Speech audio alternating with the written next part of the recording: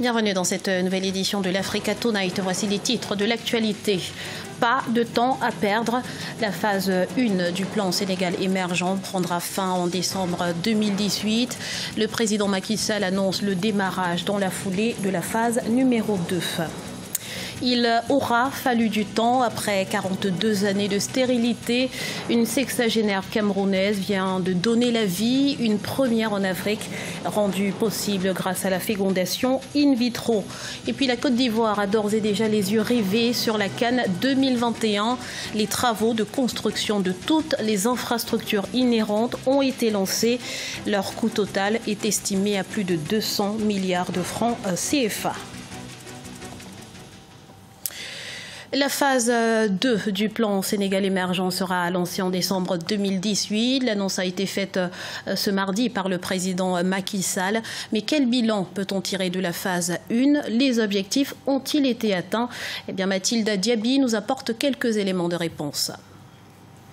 L'État sénégalais se prépare au lancement de la deuxième phase du plan Sénégal émergent prévu pour décembre 2018. Selon le président Macky Sall, la mise en œuvre de la première phase du plan entamée en février 2014 a favorisé les performances actuelles de l'économie sénégalaise. En effet, face à un objectif de taux de croissance annuel établi à 7%, il est passé de 4,6% en 2014 à 6,8% en 2017 et devrait atteindre les 8% en 2018. Avec ses performances dans l'amélioration de l'environnement des affaires, le Sénégal est l'un des 5 meilleurs réformateurs africains selon le dernier classement Doing Business de la Banque mondiale et bénéficie de la note B+B de Standard & Poor's. Ces dernières années, plusieurs réformes ont été mises en œuvre en vue de faciliter la création d'entreprises, le transfert de propriété et l'octroi du permis de construire. Des avantages incitatifs ont été octroyés dans les zones économiques spéciales. Ces efforts ont sans doute permis de stimuler l'investissement au Sénégal selon le gouvernement, ce qui n'est pas l'avis de certains analystes. Je pense que l'environnement des affaires aujourd'hui n'est pas du tout assaini au Sénégal.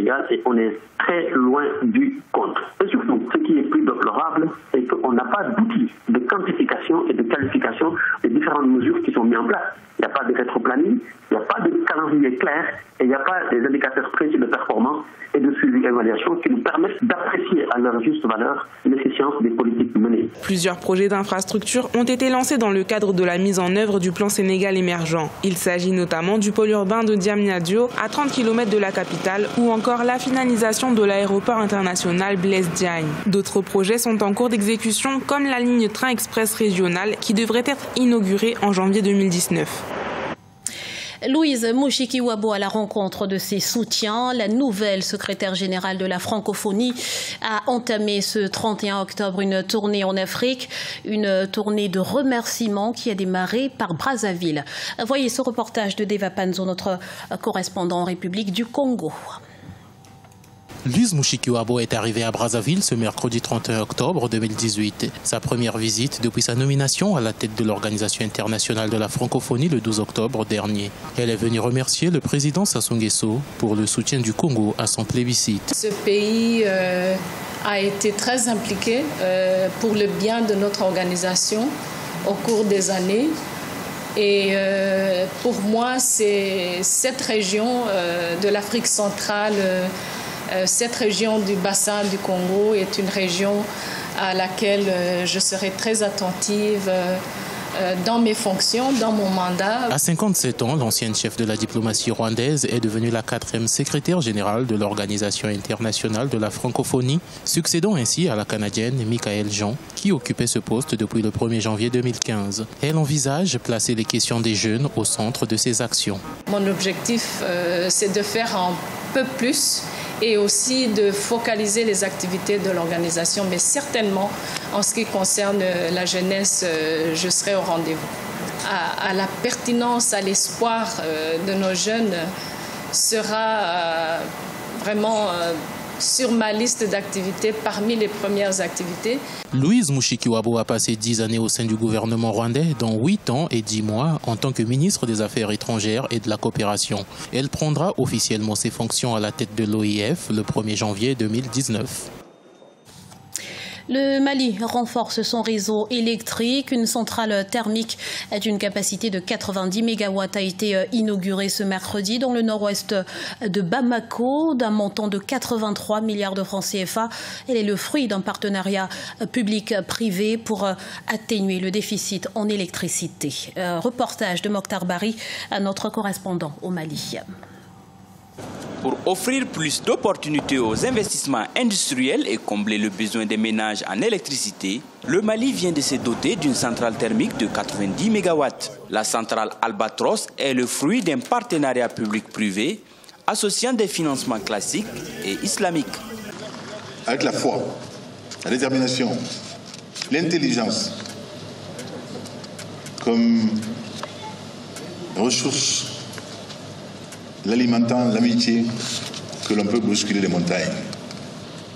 C'est la preuve que le PPP est une formule heureuse. Située dans la commune rurale de Hawa Dembaya, dans la région des Cailles, la centrale a coûté 122 millions d'euros, soit 83 milliards de francs CFA. La centrale thermique Albatros est dotée d'une technologie de dernière génération composée de 6 moteurs à basse consommation de fioul lourd.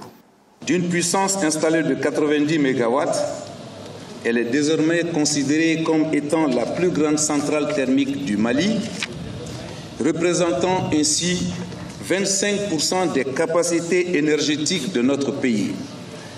Elle permettra non seulement de réduire le déficit énergétique, mais aussi de raccorder les unités industrielles de la région de Caille.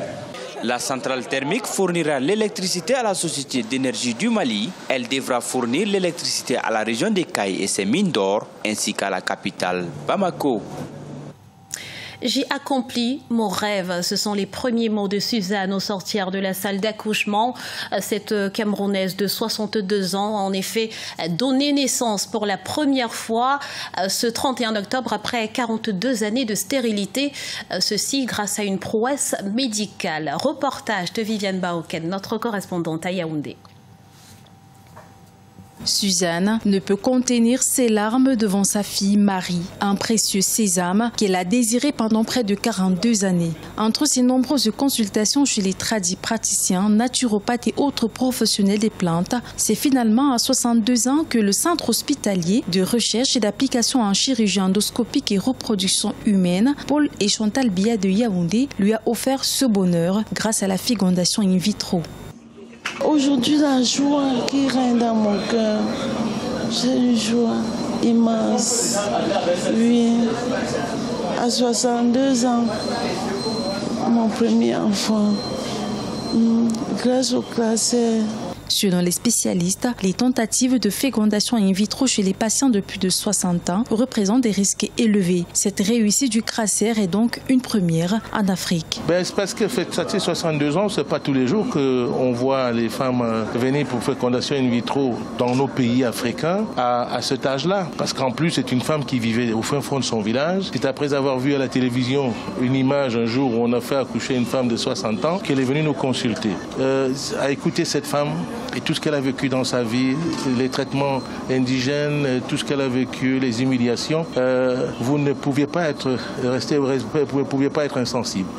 Depuis l'inauguration en 2016 par la première dame Chantal Biya de ce centre spécialisé dans la reproduction humaine, ce sont près de 85 bébés éprouvettes qui ont été conçus au Cameroun. Anticiper pour ne pas avoir à se précipiter. Les travaux de 4 stades pour la Coupe d'Afrique des Nations 2021 de football ont d'ores et déjà été lancés en Côte d'Ivoire. Ces derniers ainsi que les infrastructures associées doivent être livrés dans 2 ans, Abidjan accepté. En tout, pas moins de 200 milliards de francs CFA seront investis. Plus de détails dans ce reportage d'Oliba Diakotan, à notre correspondant en Côte d'Ivoire. Selon le ministère ivoirien en charge des sports, le démarrage effectif des travaux de construction de toutes les infrastructures inhérentes à la Coupe d'Afrique des Nations 2021 est prévu d'octobre 2018 à janvier 2019 sur les différents sites et la livraison est prévue pour décembre 2020. Les travaux coûteront plus de 200 milliards de francs CFA. Ce sont des investissements structurants qui vont créer de l'emploi, qui vont créer des infrastructures pour la Côte d'Ivoire, mais nous voulons que cela soit exploité pour les jeunes générations et pour le futur. Ce n'est pas un endettement qui sera vain. C'est pourquoi nous ferons en sorte que non seulement ces infrastructures soient exploitées à fond, mais soient entretenues et que nous assurons la pérennité des investissements qui ont été réalisés. Après avoir organisé la Coupe d'Afrique des Nations en 1984, la Côte d'Ivoire veut gagner le pari de 2021. Une réussite qui passe par le respect du délai de livraison des différents ouvrages et la mise en place d'une équipe nationale compétitive. Au-delà de l'optimisme, nous sommes à l'œuvre pour que les instructions et la vision du chef de l'État soient respectées. Nous allons nous qualifier pour la CAN 2019 et préparer une équipe forte pour que la CAN 2021 en Côte d'Ivoire soit une réussite totale avec la victoire des éléphants. En rappel, la Côte d'Ivoire a remporté 2 fois la Coupe d'Afrique des Nations de football en 1992 et 2015. Récemment, le pays a retrouvé le top 10 des meilleures équipes nationales de football du mois d'octobre, selon le classement de la Fédération internationale de football association FIFA. Ce journal a été réalisé par l'ensemble de la rédaction. Merci pour votre fidélité. Dans un instant, une nouvelle édition de l'actualité sur Africa 24.